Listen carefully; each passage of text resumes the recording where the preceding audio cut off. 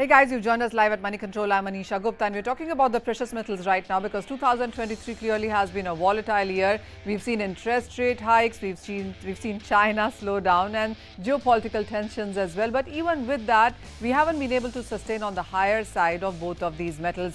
But how is 2024 looking like, where we are looking at energy transitions, more demand expectations, rate cuts as well, and China gradual rebound in sense of demand. So there are some supportive factors right now. Let's put all of that in focus, and joining us for that is Prathamesh Malia from Angel One. Prathamesh, hi, good to have you as always.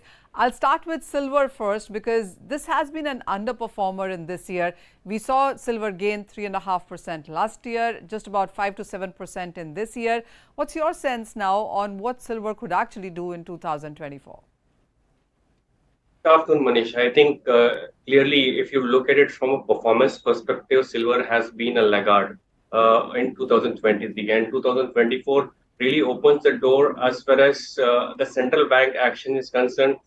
I think interest rates slowing down is really going to boost this particular metal. So as far as 2024 is concerned, I will bet for silver higher prices. I think $24 is what it is trading at. I think I am somewhere looking at around $28 on the international platform, and on M6 close to around 90,000 mark. So probably 2024 would be a year wherein the bets for silver would be on the higher side. So, Prathamesh, are you putting out any, projections then? Because most of the Wall Street banks and brokerages are talking about $30 an ounce. I mean, that really seems to be like a pivot point right now. Yes, I think the confidence silver has been a laggard, and clearly in 2023 has really not offered investors the boost that the metal has been being an outperformer for so many years. But then yes, I would be quite a long side for silver. I would be buyer on any dips for this particular metal. The high that we've seen in this year has been 78,000 rupees. Any levels that you're putting out for the Indian markets for next year? I think somewhere around 82 and 85,000 rupees is what I am looking at as far as silver goes. Prathamesh, what is the fundamental that you'll watch out for? Because macro is one part of it, but silver, whether it's about physical demand or industrial demand, are a couple of things to explore right now.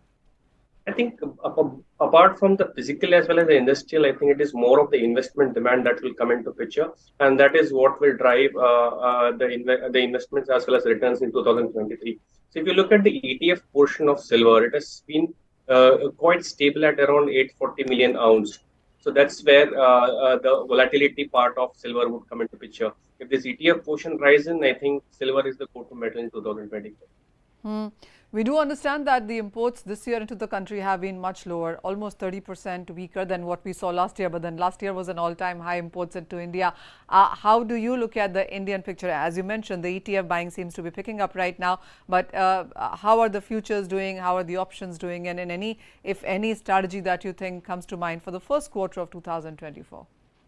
I think as far as volatility goes, silver has been there, inherent part of any portfolio. But then investors are loving volatility in crude oil, natural gas, as far as option side is concerned. So silver has probably been a laggard on the option side. But if you're really looking at putting silver as one pick in your portfolio, I think I would at least allocate 20% of my 100 rupees chunk into silver, and that is where my allocation is silver. All right. And would you say that it's on the higher side? Because, silver seems to be a conversation in the mainstream as well. A lot of people, even within my office, are walking up to me and saying, hey, silver seems to be really the big thing right now. People are saying that you should actually go long in a bigger way, in a bigger chunk there. I think gold has really been shiny, but then the shiny part has been very costly because 10 grams, 64,000 is, if you really think from buying perspective, it looks like it is very costly. But in comparison to that, silver, although from the price perspective looks higher, but then the room for further more returns in this particular metal looks very bright and prospect for 2024. And silver would be a go-to metal for buying perspective. And how much of a support do you think that silver will get from gold or industrial metals on the other side? I think it's a combination of both. I think silver performs well when industrial metals perform, and the correlation seems to be perfectly driving for the past so many years. But then investment demand, specifically into ETFs, is what would drive the performance of silver going forward. So while you said that 20% of your portfolio is what you would rather have in silver, so if you had 100 rupees and you would divide it between gold and silver, how would that equation then look like?